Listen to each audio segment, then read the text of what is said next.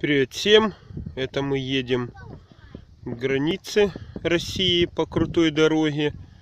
Вот возьмем интервью водителя. Ну как дорога? Супер, это на Великий Бурлук. Так что все хорошо, скорость бешеная. Экстрим, поездка.